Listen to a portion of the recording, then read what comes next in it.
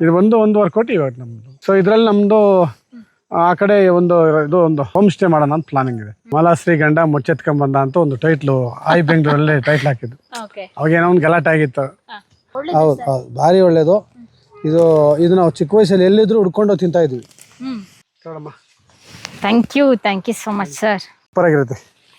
ಅತಿಥಿ ದೇವೋಭವ ಫಸ್ಟ್ ಅಲ್ವಾ?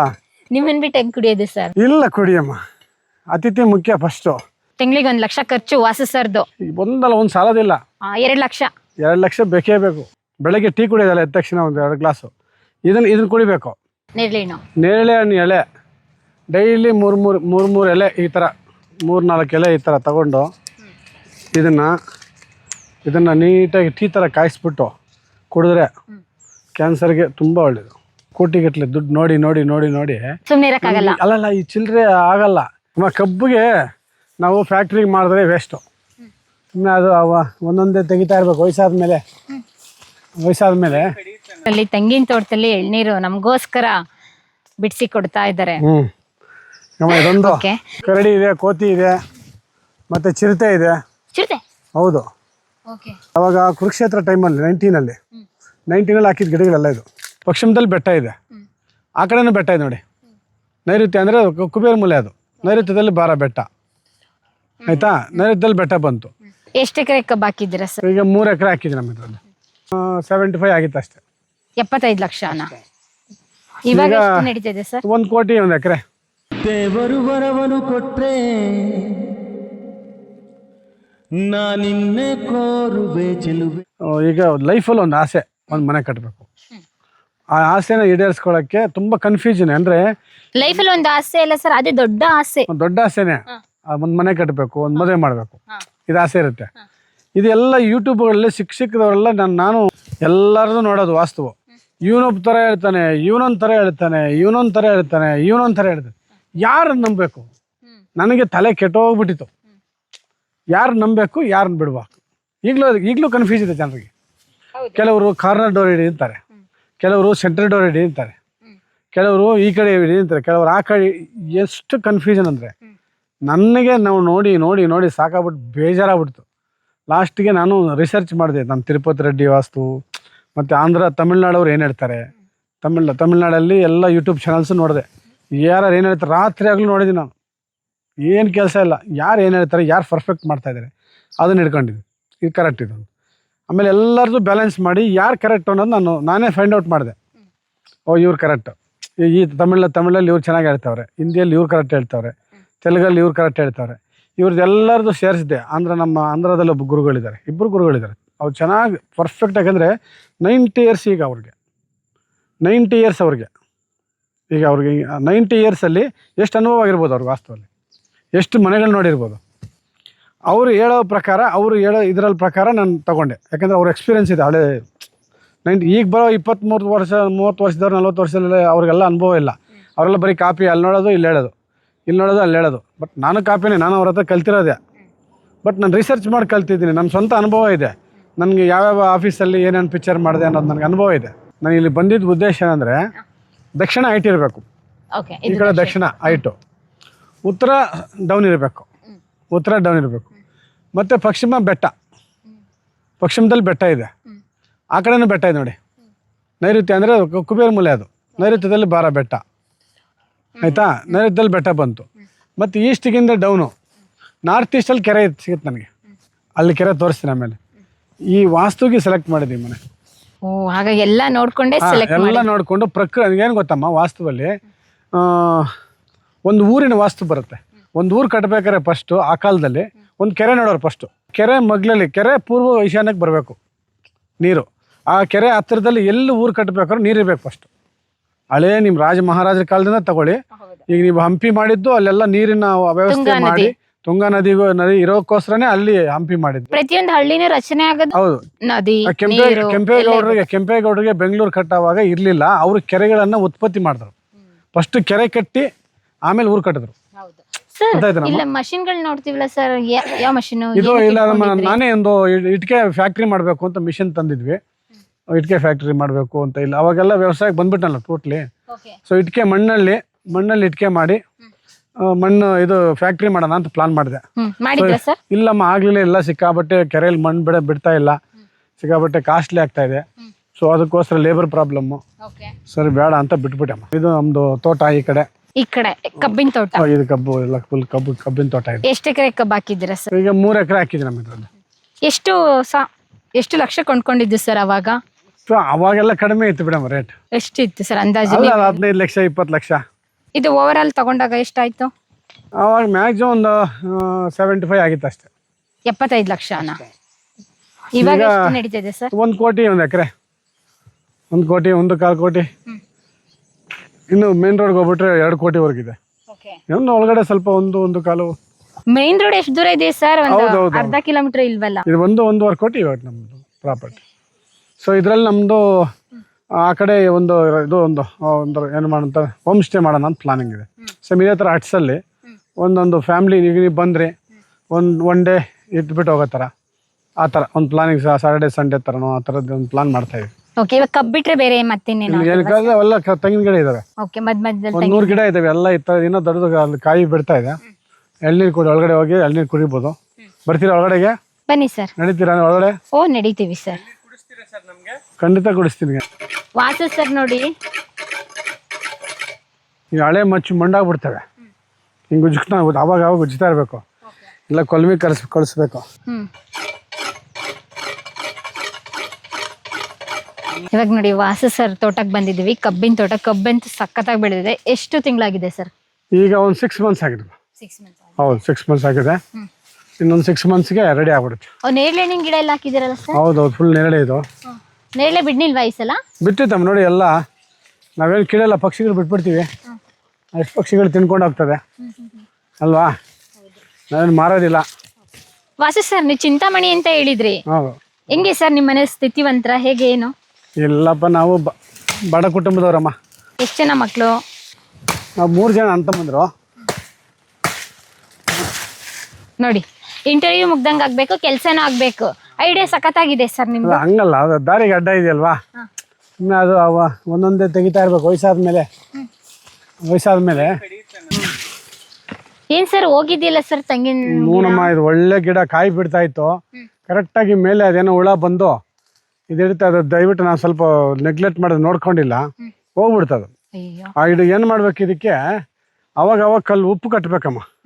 ಮಳೆ ಟೈಮಲ್ಲಿ ಇಷ್ಟು ದಪ್ಪ ಉಪ್ಪು ಬಿಳಿ ಬಟ್ಟೆಯಲ್ಲಿ ಕಟ್ಟಿ ಬಿಟ್ಬಿಟ್ರೆ ಈ ಥರ ಹುಳ ಸತ್ತೋಗುತ್ತೆ, ಬರೋದಿಲ್ಲ. ಉಪ್ಪು ನೀರನ್ನ ಒಯ್ಬೇಕು. ಇಲ್ಲ ಅಂದರೆ ಈ ಕೆಸರು ಮಣ್ಣು ಇರುತ್ತಲ್ಲ, ಕೆಮ್ಮಣ್ಣು, ಬಕೆಟಲ್ಲಿ ಕಳಿಸ್ಬಿಟ್ಟು ಮೇಲೆ ಉಯ್ದ್ರೆ ಆ ಹುಳ ಮಣ್ಣು ತಿಂದು ಸತ್ತೋಗುತ್ತೆ. ಆ ಹುಳ ಸಾಯಿಸೋವರೆಗೂ ಹಂಗೆ ಇದು. ನಾನು ತುಂಬ 2-3 ಸಲ ಸಾಯಿಸಿದೆ, ಆದರೂ ಬದುಕ್ಸೋಕ್ಕಾಗಿಲ್ಲ. ನೋಡಿ, 3 ವರ್ಷ 4 ವರ್ಷದ ಗಿಡ ಈ ಥರ ಆಗೋಯ್ತು. ರೈತರಿಗೆ ಈ ಥರನೇ ಆಗುತ್ತೆ. ಎಲ್ಲ ಪ್ರತಿಯೊಂದು ಮಗು ಥರ ನೋಡ್ಕೋಬೇಕು, ಪ್ರತಿಯೊಂದು ಗಿಡನೂ. ಇಲ್ಲಾಂದರೆ ಅದು ನಮಗೆ ಅಂದರೆ ರಿಯಾಕ್ಟ್ ಮಾಡಲ್ಲ. ಹೆಂಗೆ ರೋಗ ಹೆಂಗ ಗಿಡದಿಂದ ಅದು ಅದಲ್ಲ, ಹುಳ ಬರುತ್ತೆ. ಒಂದು ಹುಳ ಬರುತ್ತೆ, ಅದ್ರ ಮೇಲೆ ಸುಳಿನೇ ತಿನ್ಕೊಂಬರುತ್ತೆ. ಅದು ಆ ಸುಳಿ ಬೆಳೀತಾ ಇದ್ರೆ ತಿಂತಾ ಇರುತ್ತೆ, ಅವತ್ತು ಗಿಡ ಒಣಗೋಗುತ್ತೆ. ಸರ್ ಹೇಗೆ ಸರ್ ನೀರಾವರಿ ಎಲ್ಲ ಚೆನ್ನಾಗಿದೆ? ಯಾಕಂದ್ರೆ ಕಬ್ಬಿಗೆ ನೀರು ಬೇಕಲ್ಲ ಜಾಸ್ತಿ. ಅದೇಮ್ಮ, ಸ್ವಲ್ಪ ನೀರಿಗೆ ಒಂಚೂರು ಪ್ರಾಬ್ಲಮ್ ಇದೆ ಸಮ್ಮರಲ್ಲಿ ಮಾತ್ರ.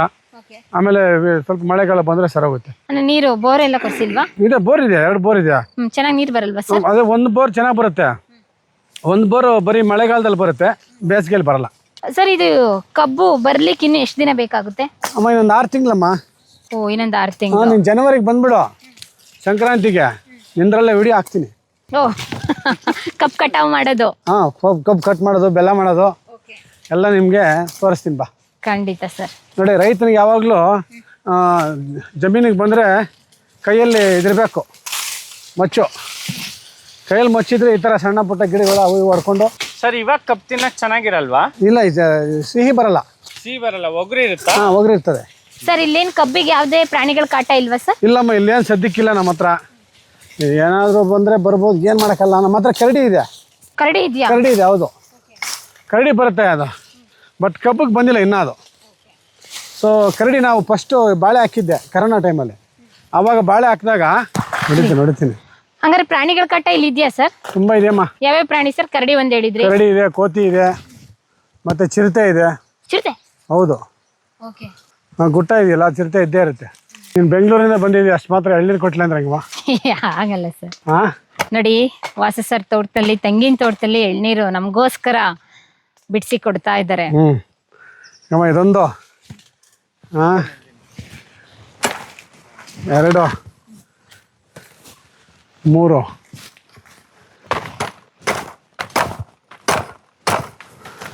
ಕೊಡಿ ಸರ್. 3 ನೆಕ್ಸ್ಟ್ ಯಾರನ್ನ ಬಂದರೆ ಅದರಷ್ಟು ಒಂದು 4 ಇದ್ದಾವೆ. ನೆಕ್ಸ್ಟು ಅವ್ರಿಗೆ ಮಾಡಿಕೊಡ್ಬೇಕು. ತೆಂಗು ಏನಾದ್ರು ಮಾರ್ತೀರಾ ಸರ್ ನೀವು? ಇಲ್ಲಮ್ಮ ಮಾರಿಲ್ಲ, ಮನೆಗೆ ಈ ಎಲ್ಲ ಮನೆಗೆ. ಹೌದು, ಈಗ ಬಿಡ್ತಾರೆ. ನಾನು ಆವಾಗ ಯಾವಾಗ ಕುರುಕ್ಷೇತ್ರ ಟೈಮಲ್ಲಿ 19 ಹಾಕಿದ ಗಿಡಗಳೆಲ್ಲ ಇದು 2019 ನಾನು ಹಾಕ್ಬಿಟ್ಟು ಕುರುಕ್ಷೇತ್ರ ಶೂಟಿಂಗ್ ಹೋಗಿದ್ದೆ ಅವಾಗ. ಸೊ ಇವಾಗ ಬರೋತ್ತಿಗೆ ಸೂಪರ್ ಆಗಿದಾವೆಲ್ಲ. ನಾವು ಏನಾದರೂ ಆಗಲಿ ಗಿಡಗಳನ್ನ 3 ವರ್ಷ ಮುಂಚೆ ಹಾಕಿಡಬೇಕು. ಮುಂಚೆ ಹಾಕಿಟ್ರೆ ನಮಗೆ ಪ್ರತಿಫಲ ಕೊಡುತ್ತೆ ಅದು. ಕೇಳಮ್ಮ. Thank you so much sir. Super ಆಗಿರುತ್ತೆ. ಅತಿಥಿ ದೇವೋಭವ ಫಸ್ಟು ಅಲ್ವಾ? ನಿಮ್ಮನ್ನು ಬಿಟ್ಟು ಹೆಂಗೆ ಕುಡಿಯೋದು ಸರ್? ಇಲ್ಲ, ಕುಡಿಯಮ್ಮ. ಅತಿಥಿ ಮುಖ್ಯ ಫಸ್ಟು, ಆಮೇಲೆ ನಮ್ಮದು. ತುಂಬಾ ಸ್ವೀಟ್ ಆಗಿದೆ ಸರ್.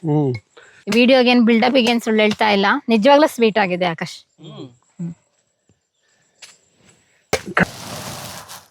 ಎಷ್ಟು ಇನ್ವೆಸ್ಟ್ ಮಾಡಿದ್ರಿ ತೋಟಕ್ಕೆ ಈ ಸಲ ಕಬ್ಬಿಗೆ? ಆದಾಯ ಹೇಗೆ ಏನು? ಮಚ್ಚಿಡ್ಕಮ್ಮ ಕೈಯಲ್ಲಿ ಸರ್ ಆಮೇಲೆ ಕೇಸ್ ಹಾಕ್ಬಿಡ್ತಾರೆ ಸರ್. ಮಚ್ಚಿಡ್ಕೊಂಡ್ರೆ ಇವಾಗ ಭಯ ಅಲ್ಲ, ಆಗುತ್ತೆ. ತೋಟದಲ್ಲಿ ಮಚ್ಚಿಡ್ಕೊಂಡ್ರೆ ಏನಾಗಲ್ಲ. ಅದೇ ನೀನು ಬೆಂಗಳೂರಲ್ಲಿ ಹಿಡ್ಕೊಂಡ್ರೆ ಕೇಸ್ ಹಾಕ್ಬೋದು. ಹಾಗೆ ತೋಟದಲ್ಲಿ ಮಚ್ಚಿಡ್ಕೊಂಡ್ರೆ ಕೆಲಸ ಮಾಡ್ತಾವ್ರೆ. ಇದು ಬೇಡ ಅಲ್ವಾ ಸರ್? ಬೇಡಮ್ಮ, ಕೊಯ್ದಾಕಮ್ಮ. ಕೊಯ್ಬೇಕು. ಕಟ್ ಮಾಡ್ಬಿಟ್ಟೆ. ಓಕೆ. ಅವಾಗ ಒಂದ್ಸಲಿ ಸುಮ್ಮನೆ ಟೈಟ್ಲಿಂಗ್ ಯಾರು ಹಾಕಿದ್ದು, ಸುಮ್ಮನೆ ಏನಂದರೆ ಮಲಾಶ್ರೀ ಗಂಡ ಮುಚ್ಚೆತ್ಕೊಂಬಂದ ಅಂತ ಒಂದು ಟೈಟ್ಲು ಬೆಂಗಳೂರಲ್ಲಿ ಟೈಟ್ಲ್ ಹಾಕಿದ್ದು. ಅವಾಗೇನೋ ಒಂದು ಗಲಾಟೆ ಆಗಿತ್ತು. ಆ ಥರ ನೀವು ಕಟ್ಟಿಡ್ಕೊಂಡ್ರೆ ನಿಮ್ಮ ಯಜಮಾನರು ನಿಮಗೂ ಟೈಟ್ಲ್ ಹಾಕ್ಬಿಡ್ತಾರೆ ಈಗ. ಇಲ್ಲ ಸರ್, ಹೇಳ್ದೆ ಅಷ್ಟೇ. ಅಂದ್ರೆ ಈ ತೋಟ ಕೆಲಸದಲ್ಲಿ ಬೇಕಲ್ಲ. ಇವಾಗ ಕಾಡ್ಗೆ ಹೋಗೋರು ಎಲ್ಲ ಇದಿಲ್ದಲೆ ಹೋಗೋದಕ್ಕೆ ಆಗಲ್ಲ. ಒಂದ್ ರೀತಿಯ ಸೇಫ್ಟಿ ಆಗಬೇಕು. ಮುಂದ್ಗಡೆ ಏನಾರ ಹಳ ಈ ತರ ಎಲ್ಲ ಇದ್ದಾಗ. ಆಮೇಲೆ ಸೊಪ್ಪು ಇದೆಯಲ್ಲಮ್ಮ, ಕಾಸಿ ಸೊಪ್ಪು ಅಂತ, ಇದು ಹಣ್ಣಾಗುತ್ತೆ ಗೊತ್ತಾ ನಿಮ್ಗೆ? ಇದು ಗಣಕಿ ಹಣ್ಣು ಅಂತೀವಿ ನಮ್ ಸೈಡ್. ಇದಿದೆಯಲ್ಲ, ಇಲ್ಲಿ ಇದು ಸೂಪರ್ ಆಗಿರುತ್ತೆ ನೋಡಿ. ಇದಿದೆ ಅದು ತಿನ್ರಿ, ಅದು ತುಂಬಾ ಒಳ್ಳೇದು. ಆಮೇಲೆ ಈ ಸೊಪ್ಪು ಸಾರು ಮಾಡ್ಕೊಂಡು ತಿಂತಾರೆ. ಗಣಕಿ ಹಣ್ಣಿನ ಸೊಪ್ಪು ಒಳ್ಳೇದು ಸರ್, ಭಾರಿ ಒಳ್ಳೇದು. ಇದು ನಾವು ಚಿಕ್ಕ ವಯಸ್ಸಲ್ಲಿ ಎಲ್ಲಿದ್ರು ಹುಡ್ಕೊಂಡು ತಿಂತಾ ಇದ್ವಿ ಇದನ್ನ. ಎಷ್ಟು ಆರೋಗ್ಯ, ತುಂಬಾ ಆರೋಗ್ಯಕ್ಕೆ ಒಳ್ಳೇದು. ತಿನ್ನಮ್ಮ, ತುಂಬಾ ಚೆನ್ನಾಗಿದೆ. ತೋರಿಸು ಕ್ಯಾಮ್ರಾ ಪಾಪ, ಜನಕ್ಕೂ ಎಲ್ಲಾದ್ರೂ ಸಿಕ್ಕರೆ ತಿನ್ಲಿ ಏನಮ್ಮ. ಜನನು ಇವಾಗಿರೋ ಹುಡುಗರೆಲ್ಲ ಇದನ್ನ ಮಿಸ್ ಮಾಡ್ಕೊಳ್ತಾರೆ. ಅವ್ರಿಗೆಲ್ಲ ಗೊತ್ತಿಲ್ಲ ಇವೆಲ್ಲ. ಗಣಕಿ ಹಣ್ಣು ಅವ್ರಿಗೆಲ್ಲ ಗೊತ್ತಿಲ್ಲ ಇವೆಲ್ಲ. ನೋಡು, ಭಾರಿ ಒಳ್ಳೇದು. ನೀನು ತಿನ್ನಮ್ಮ. ನಾನು ತಿಂತಾ ಇರ್ತೀನಿ. ಇಲ್ಲ ಬಾಮ್ಮ, ನನ್ನ ಹತ್ರ ಹೊಟ್ಟೆನೋ ಬರಲ್ಲ. ಆಮೇಲೆ ಬನ್ನಿ, ಇದಿದೆಯಲ್ಲ ಎಲೆಗಳು, ನೇರಳೆ ಹಣ್ಣು ಎಲೆ ಡೈಲಿ ಮೂರು ಎಲೆ ಈ ಥರ 3-4 ಎಲೆ ಈ ಥರ ತಗೊಂಡು ಇದನ್ನು ನೀಟಾಗಿ ಟೀ ಥರ ಕಾಯಿಸ್ಬಿಟ್ಟು ಕುಡಿದ್ರೆ ಕ್ಯಾನ್ಸರ್ಗೆ ತುಂಬ ಒಳ್ಳೆಯದು. ಇಲ್ಲೇ ಮದ್ದಿದೆ, ಪ್ರಕೃತಿಲೇ ಮದ್ದಿದೆ. ನಾನು ಎಲೆಗಳು ಬೆಳಗ್ಗೆ ಆದರೆ ಒಂದು ದಿವಸ ಪಾರಿಜಾತ ಎಲೆ ತಗೊತೀನಿ, ಕಷಾಯ ಪಾರಿಜಾತ ಎಲೆ. ಈಗ ಡಾಕ್ಟರ್ ಕಾದರವಳ್ಳಿ ಅಂತ ಹೇಳ್ಬಿಟ್ಟು ಮೈಸೂರು ಇದ್ದಾರೆ, ಅವ್ರಿಗೆ ಕೇಳಬೇಕು. ಪ್ರಕೃತಿಯಲ್ಲಿ ನೀವು ಇದ್ದೀರಾ, ಸುಮ್ಮನೆ ಮನೆ ಕಟ್ಕೊಂಡು ಬಂಗ್ಲೆ ಕಟ್ಕೊಂಡ್ರೆ ಅಲ್ಲ. ಪ್ರಕೃತಿ ಇವೆಲ್ಲ ಯೂಸ್ ಮಾಡಬೇಕು. ಬೆಳಗ್ಗೆ ಟೀ ಕುಡಿಯೋದಲ್ಲ, ಎದ್ದ ತಕ್ಷಣ ಒಂದು 2 ಗ್ಲಾಸು ಇದನ್ನು ಕುಡಿಬೇಕು. ಬೆಳಗ್ಗೆ ಪಾರಿಜಾತ ಎಲೆ ಕುಡಿಬೇಕು, ತುಳಸಿ ಎಲೆ ಕುಡಿಬೇಕು, ಆಯಿತಾ? ಮತ್ತು ಇದು ಏನೋ ನಮ್ಮ ಇದು ಬೇವಿನ ಎಲೆ ತಿನ್ನಬೇಕು. ಸೊ ಇವೆಲ್ಲ ನೀವು ಒಂದೊಂದೇ ಇದು ಪ್ರಕೃತಿಯಲ್ಲಿ ಇದ್ದರೆ ಇವನ್ನೆಲ್ಲ ಸಹಿಸ್ತಾ ಇದ್ದರೆ ನಿಮಗೆ ಇಮ್ಯುನಿಟಿ ಪವರು ಇದೆಲ್ಲ ಜಾಸ್ತಿ ಬರುತ್ತೆ. ಈಗ ನೀವು ಹೇಳ್ತಿರಲ್ಲ ಏನಕ್ಕೆ ಅಂತ, ಬೆಂಗಳೂರಲ್ಲಿದ್ದರೆ ಕಾಫಿ, ಇಲ್ಲಿದ್ದರೆ ಇದೇ ಕುಡಿಯೋದು. ಸೀತಾಫಲ ಎಲೆಗಳು ಅದು ತಗೋಬೋದು, ಶುಗರ್ಗೆ ಒಳ್ಳೇದು. ಪ್ರಕೃತಿಯಲ್ಲಿ ತುಂಬ ಇದಾವಮ್ಮ. ಹೌದು ನಿಮಗೆಲ್ಲ ಇಲ್ಲಿ ಪಾಪ ಎಲ್ಲ ಇರುವೆ ಎಲ್ಲ ಕಚ್ತಾ ಇದೆ ಅವ್ರಿಗೆ. ಇರ್ಲಿ ಸರ್. ಅದೆಲ್ಲ ಹೇಗೆ ಸರ್, ಅಂದ್ರೆ ಎಷ್ಟು ಇನ್ವೆಸ್ಟ್ ಮಾಡಿರಲ್ಲ? ಇನ್ವೆಸ್ಟ್ಮೆಂಟ್ ಎಲ್ಲ ನೋಡಬಾರ್ದು. ಯಾಕೆಂದ್ರೆ ಎಷ್ಟು ಖರ್ಚಾಯ್ತು ಸರ್ ಈ ಸಲ ಕಬ್ಬಿಗೆ? ಕಬ್ಬಿಗೆ ನಾವು ಫ್ಯಾಕ್ಟ್ರಿಗೆ ಮಾಡಿದ್ರೆ ವೇಸ್ಟು. ಫ್ಯಾಕ್ಟ್ರಿಗೆ ಕೊಟ್ಟರೆ ಈಗ ಅಲ್ಲೆಲ್ಲ ಅಂದರೆ ಮಂಡ್ಯ ಹತ್ರ ಫ್ಯಾಕ್ಟ್ರಿ ಹತ್ರ ಇರುತ್ತೆ, ಅವ್ರಿಗೆ ಟ್ರಾನ್ಸ್ಪೋರ್ಟ್ ಚಾರ್ಜ್ ಕಮ್ಮಿ ಆಗುತ್ತೆ, ಅವ್ರು ಮಾರ್ಬೋದು. ನಾವು ಇಷ್ಟು ದೂರ ಇಟ್ಕೊಂಡು ನಾವು ಮಾರೋಕ್ಕಾಗಲ್ಲ, ಇಲ್ಲಿಂದ ಮಂಡ್ಯ ಕಳ್ಸೋಕ್ಕಾಗಲ್ಲ. ಅಲ್ಲಿಗೂ ಮನೆ ಕಳಿಸಿ ಲಾಸ್ ಆಯ್ತು ನನಗೆ. ಈ ಸಲ ಪಕ್ಕ ಬೆಲ್ಲ ಮಾಡ್ತೀನಿ ಸಂಕ್ರಾಂತಿಗೆ, ಎಲ್ರಿಗೂ ಬೆಲ್ಲ ಕೊಡ್ತೀನಿ. ಓಕೆ, ಹೌದು. ಎಲ್ಲ ಕಡೆ ತುಂಬ ರೇಟ್ ಜಾಸ್ತಿ ಮಾಡಿದ್ದಾರೆ, 120, 150. ಅವೆಲ್ಲ ಸುಳ್ಳು ಬೆಳೆಗಳು. ನಾನು ಅಷ್ಟೋ ಜನ ನೋಡ್ಕೊಂಬಂದಿದ್ದೀನಿ. ಅಲ್ಲೆಲ್ಲ ತುಂಬ ಕಡೆ ನಾನು ನೋಡಿದ್ದೀನಿ. ಮಂಡ್ಯ ಇದಕ್ಕೆಲ್ಲ ಹೋಗಿ ಬಂದಿದ್ದೆ, ತಮಿಳ್ನಾಡಿಗೆ. ಅಮ್ಮ ಈ ಕಬ್ಬು 6 ತಿಂಗಳದಿಲ್ಲಮ್ಮ, 6 ತಿಂಗಳು ಇದೆಯಲ್ಲ, ಇದಕ್ಕೆ ನಾನು ಸೀಮೆ ಗೊಬ್ಬರ ಕೊಟ್ಟರೆ ಇಷ್ಟೊತ್ತಿಗೆ ಇನ್ನೊಂದು ಅಷ್ಟಾಗಿರೋದು. ಕರೆಕ್ಟಾಗಿ 7 ತಿಂಗಳು ಕಟ್ ಮಾಡಿಬಿಡ್ತಾರೆ. 20 ತಿಂಗಳಿಗೆ 2-3 ಬೆಳೆ ತೆಗಿತಾರೆ. 7 3 21, 7ರಿಂದ 8 ತಿಂಗಳಿಗೆ ಕಟಾವು ಮಾಡ್ತಾರೆ. ನಾನು 14 ತಿಂಗಳು ಇರ್ತೀನಿ ಇದನ್ನು. 12ರಿಂದ 14 ತಿಂಗಳು ನಾನು ಇಟ್ಟರೆ ಇದು ನನಗೆ ಬೆಲ್ಲ ಆಗೋದು. 14 ತಿಂಗಳಿಗೆ ಬೇರೆಯವರು 2 ಬೆಳೆ ತೆಗಿತಾರೆ. 2 ಬೆಳೆ ತೆಗೆದ್ರೆ ಎಷ್ಟು ಲಾಭ ಆಗುತ್ತೆ ಹೇಳಿ? ಡಬಲ್ ಆಗುತ್ತೆ. ಅದೇ ನಾನು 14 ತಿಂಗಳು ಒಂದೇ ಬೆಳೆ ತೆಗೆಯೋದು. ಸರ್ ಏನ್ ಸರ್ ಗೊಬ್ಬರ ಎಲ್ಲ ಆರ್ಗ್ಯಾನಿಕ್ ಹೇಗೆ? ಪ್ಯೂರ್ ಆರ್ಗ್ಯಾನಿಕ್ ಮಾಡಿದ್ದೀನಿ ಎಲ್ಲ. ನಾನು ಏನು ಹಾಕೋದೇ ಇಲ್ಲ, ಫುಲ್ ಆರ್ಗ್ಯಾನಿಕ್. ಫುಲ್ ಆರ್ಗ್ಯಾನಿಕ್ ಮಾಡಿದ್ದೀನಿ. ನಮ್ಮ ಭೂಮಿಯಲ್ಲಿ ಹಾಕೋದು ಇಲ್ಲ. ನಾನು ಹೋದ ವರ್ಷನೂ ಹಂಗೆ ಮಾಡಿದ್ದೆ. ಹೋದ ವರ್ಷ ಮಾಡಿ ನಾನು ಬೆಲ್ಲ ಮಾಡೋಕ್ಕಾಗಿಲ್ಲ, ಮಳೆ ಜಾಸ್ತಿ ಆಗ್ಬಿಟ್ಟು ಫ್ಯಾಕ್ಟ್ರಿ ಕೊಟ್ಟೆ. ತುಂಬ ಹೊಟ್ಟೆಯವರಿತ್ತು. ಜೀವಾಮೃತ ಎಲ್ಲ ಲೈನ್ಗೆ ಹಾಕ್ಸಿ ತುಂಬ ಚೆನ್ನಾಗಿ ಮಾಡಿದ್ದೆ ಹೋದ ವರ್ಷ. ಅಲ್ಲಿಗೂ ಏನು ಅಲ್ಲಿಗಲ್ಲಿ ಸರ ಐತೇನೋ ವರ್ಕೌಟ್ ಆಗಲಿಲ್ಲ. ಸೊ ಈ ವರ್ಷ ಆದರೂ ಬೆಲ್ಲ ಮಾಡಿ ಸ್ವಲ್ಪ ಎಲ್ಲರಿಗಿನ ನನಗೇನು ಅಸಲು ಬರುತ್ತೋ ಅದಕ್ಕೆ ಮಾರ್ತೀನಿ ನಾನು. ವರ್ಷ ಏನಾಗ್ತಾ ಇದ್ರಿ ಸರ್? ಕಳೆದ ಸಲ ಕಬ್ಬು, ಆಚೆ ಸಲ ಎಲ್ಲ ಆಚೆ ಸಲ ಅದಕ್ಕೆ ಮುಂಚೆ ಇದಾಕಿದ್ದೇನೋ ಬಾಳೆ ಹಾಕಿದ್ದೆ. ಬಾಳೆ ಆಯ್ತಾ ಸರ್ ಬಾಳೆಲಿ? ಪರವಾಗಿಲ್ಲ. ಅದೇನು ಕರೆಕ್ಟ್ ಸೀಸನ್ಗೆ ಹಾಕ್ಬೇಕು. ಕರೆಕ್ಟಾಗಿ ವರಲಕ್ಷ್ಮಿ ಹಬ್ಬಕ್ಕೆ ಎಲ್ಲ ಬಾಳೆ ಸೀಸನ್ ಎಲ್ಲರೂ ಕೇಳ್ತಾರೆ. ವರಲಕ್ಷ್ಮಿ ಹಬ್ಬಕ್ಕೆ ಹಾಕಿದ್ರೆ ನೆಕ್ಸ್ಟ್ ಬರೋ ವರಲಕ್ಷ್ಮಿ ಹಬ್ಬಕ್ಕೆ ನಿಮಗೆ ಶಾಂಪಲ್ ಸಿಗ್ಬೇಕು. ಅದು ವರಲಕ್ಷ್ಮಿ ಮತ್ತೆ ಹಂಗೆ ಲೈನಾಗಿ ಹಬ್ಬಗಳು ಬರುತ್ತೆ, 4-5 ಹಬ್ಬ. ಆ ಹಬ್ಬಗಳಿಗೆ ಬಂದ್ರೇನೆ ನಿಮ್ಗೆ ಬಾಳೆಹಣ್ಣು, ವರಮಹಾಲಕ್ಷ್ಮಿ, ಗೌರಿ, ಶ್ರಾವಣ ಎಲ್ಲ ಬರುತ್ತೆ ಲೈನಾಗಿ. ದಸರಾ ದೀಪಾವಳಿವರೆಗೂ, ದೀಪಾವಳಿಗೆ ಲಾಸ್ಟ್. ಸೊ ಮತ್ತೆ ಬೆಳೆ ಬಿಡಬೇಕು. ಪ್ರಿಯ ವೀಕ್ಷಕರೇ, ನಾವು ತೋರಿಸುತ್ತಿರುವ ಇತಿಹಾಸದ ಕಥೆಗಳು ಕನ್ನಡದ ಕಲೆ, ಸಾಹಿತ್ಯ, ಸಂಸ್ಕೃತಿ, ಜನಜೀವನ, ಇತಿಹಾಸ ಸೃಷ್ಟಿಸಿದ ಜನಸಾಮಾನ್ಯರ ಅಸಾಮಾನ್ಯ ಕಥೆಗಳು ನಿಮಗೆ ಇಷ್ಟ ಆಗಿದ್ಯಾ? ಹಾಗಿದ್ರೆ ವಿಡಿಯೋ ನೋಡಿ ಸುಮ್ಮನಾಗ್ಬೇಡಿ, ಶೇರ್ ಮಾಡಿ, ಸಪೋರ್ಟ್ ಮಾಡಿ, ನಮ್ಮೊಂದಿಗೆ ಜೊತೆಯಾಗಿ. ಇದು ನೀವೇ ಬೆಳೆಸಿದ ನಿಮ್ಮ ನೆಚ್ಚಿನ ಡಿಜಿಟಲ್ ಮಾಧ್ಯಮ. ಇನ್ಮುಂದೆ ನಿಮಗಾಗಿ ಇನ್ನಷ್ಟು ವಿನೂತನ ಶೈಲಿಯಲ್ಲಿ ಬರಲಿದೆ. ನಿಮ್ಮ ಬೆಂಬಲದೊಂದಿಗೆ ನಮ್ಮ ಪಯಣ ಮುಂದುವರಿಯುತ್ತಿದೆ. ಸಾಮಾಜಿಕ ಬದಲಾವಣೆಗೆ ಜೊತೆಯಾಗಿ ನಮ್ಮ ಮುಂದಿನ ಪೀಳಿಗೆಗೆ ಕರ್ನಾಟಕದ ಇತಿಹಾಸ ಉಳಿಸೋಣ.